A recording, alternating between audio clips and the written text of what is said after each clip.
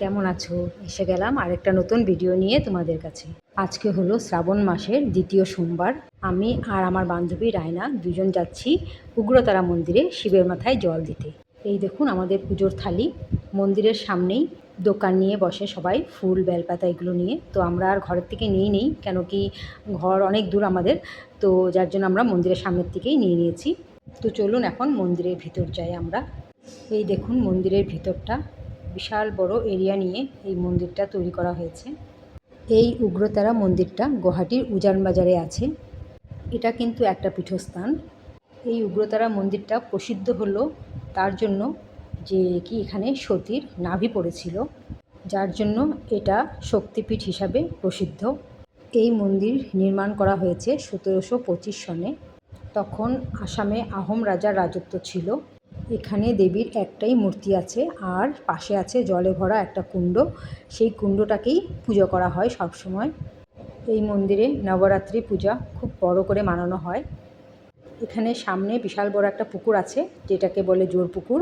তো চলুন আমরা মন্দিরের ভিতরটা অল্প দেখে নিই। কিন্তু আসলে তো আমরা এসেছি শিবের মাথায় জল ঢালতে, তো মন্দিরটা খোলা আছে। আমি আগেও এসেছি দুবার, তো মন্দিরটা আমার দেবীকে দর্শন করা হয়ে গেছে। তো আমি ভাবছি না, আগে শিবের পুজোটা আমরা করে নিই, তারপরে এসে দেখবো আর কি, পুজো দিব, দেবী মার পুজো দিব তারপরে আমরা। তো আমরা এই জন্য চলে যাচ্ছি, সামনেই আছে মহাদেবের মন্দির, সেখানে এই দেখুন।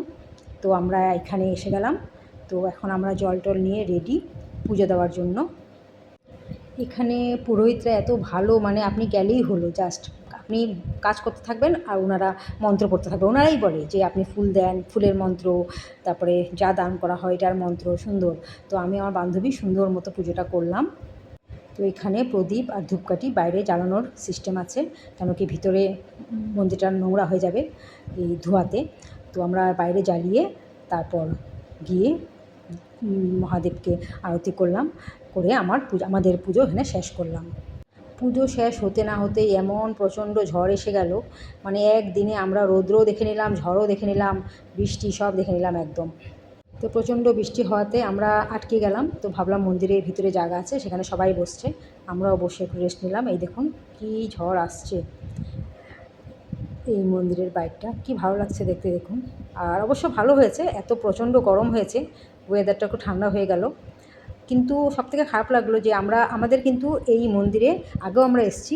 তো কী হয়, ভোগের পরে একবার মন্দিরটা খুলে, তো যারা দর্শনার্থী ওরা দর্শন করে দেবী মাকে। কিন্তু কি হয়, পুজো কমিটির মেম্বার্সরা চেঞ্জ হয়, সাথে সাথে সিস্টেমও চেঞ্জ হয়ে যায়। আমি আগে দুবার এরকম, প্রথমবার তো প্রথমেই দর্শন করেছি, গেলবার আমরা এসেছিলাম যখন লাস্টবার, তখন আমরা ভোগের পরে দর্শন করেছি। এইবার দেখুন ভোগের পরে ভেবেছি আমরা মন্দির খোলা হবে, কিন্তু মন্দির খোলা হয়নি, মানে এখন সিস্টেম চেঞ্জ হয়ে গেছে। তো আমরা বাইরের থেকেই সিস্টেম আছে, তো এইবার বাইরের থেকেই পুজোটা করলাম, দেবীমার পুজোটা, মানে মহাদেবের পূজার করার পরে তারপরে আমরা দেবীমার পুজো করলাম। তারপরে আমরা চলে গেলাম এই যে দেখুন, এই যে পুকুরের সামনে। আর পুকুরের সামনে দেখুন ভর্তি রাজহাঁস। রাজহাঁস না দেখতে কিন্তু খুব সুন্দর, যখন এগুলো তাড়া দেয় না, বাপরে বাপ, একদম চামড়া উঠিয়ে নেয়। তো এই যে সামনে পুকুর, এই পুকুরের সামনে আছে ফুল গাছ আছে, তারপরে এই যে বেল গাছও আছে, এখান থেকে বেল পাতা নিয়ে সবাই পুজো দেয়। আর পুজোর যে যত ফল টল সামগ্রী আছে এই পুকুরের সাইডেই ফেলানো হয়। আর এই দেখুন প্রচুর রাজহাঁস, এই যে মানে এখানে ভিউটা যে এত সুন্দর না। এই পুকুরটার নাম কিন্তু জোর পুকুর, মানে এখানে দুটো পুকুর একসাথে জোড়া করা। তারপরে আমরা আবার দর্শন করে রিটার্ন চলে গেলাম মন্দিরের দিকে। এই দেখুন এখানে হলো করবী ফুল দিয়ে, সাদা করবী ফুল দিয়ে ভর্তি জিনিসটা হয়ে গেছে। তো ফুলের উপর যে দেখায় মানুষ হাঁটে, তো এটার টেস্টও আমরা এখানে পেয়ে গেছি, মানে এত ভালো লাগছে। এখানে ফুলের পাড়া না দিয়ে আমাদের পা রাখারও জায়গা নেই, তো এটার উপর হেঁটে আমরা গেলাম। বৃষ্টি হওয়াতে জায়গাটা খুব পিছলা হয়ে গেছে, যার জন্য সাবধানে হেঁটে যেতে হয়েছে। বাস আমাদের মন্দিরের কাজ শেষ হয়ে গেল, আমরা চলে গেলাম বাইরে, মানে ঘরের দিকে রওনা হলাম। কিন্তু বাইরে গেলে কিছু না খেলে ভালো লাগে না, তো আমরা এখানে এই যে দেখুন সামনে একটা ক্যাফে আছে, ওখানে চলে গেলাম কফি খাওয়ার জন্য। কেন কি নিরামিষ খেতে হবে, তো কফি পুজো দিয়েছি যার জন্য নিরামিষ খেতে হবে, তো একটু কফি খাবো, আর যদি কিছু পাই নিরামিষ সেটা খাবো, এই ভেবে চলে গেলাম আমরা। তো এই দেখুন এই ক্যাফেটার ভিউ বাইরে থেকে এরকম। তো আমরা এন্ট্রি করলাম, আমার সব বান্ধবী আগে চলে গেছে, তো আমি এই ভিডিও করার জন্যই আস্তে আস্তে যাচ্ছি ভিডিও করে করে। ছোট্টই ক্যাফে তো বেশিরভাগ ছোটোই হয়, তো ভালো লাগলো। ভিতরটা ঢুকে। তো আমরা ভাবছি নিরামিষ কী খাবো, তো আমরা অর্ডার দিয়ে দিলাম হট চকলেট আর একটা পনির পিৎজার অর্ডার দিয়ে দিলাম। তো ওইটা বানানো হতে হতে ভাবলাম একটু চলুন ভিডিও করা যাক। আমার ভিডিও যদি আপনাদের ভালো লাগে তো প্লিজ একটা লাইক, কমেন্ট, শেয়ার করে সাবস্ক্রাইব করে আমার পাশে থাকবেন। এই ক্যাফেটার মধ্যে যা আছে একটু একটু করে একটু ভিডিও করলাম, সময়টা কাটাতে হবে কেন কি আমাদের অর্ডারটা আসতে একটু সময় লাগবে। তারপর এখানে দেখুন গ্লাসের ভিতর বড় একটা গাছ, অ্যাকচুয়ালি গাছটা এখানে আগেই ছিল ক্যাফেটা হওয়াতে, যাক ওরা ভালো হয়েছে গাছটা কাটেনি, বরং এটা একটা ডেকোরেশনের মতো করে নিয়েছে। এটা চারিদিকে পাখির ঘরও বানিয়েছে সুন্দর, এটা ভালো লাগলো। তো আমাদের এসে গেল অর্ডার, এটা হলো হট চকলেট। তো আমি আমার বান্ধবী নিলাম এক কাপ হট চকলেট।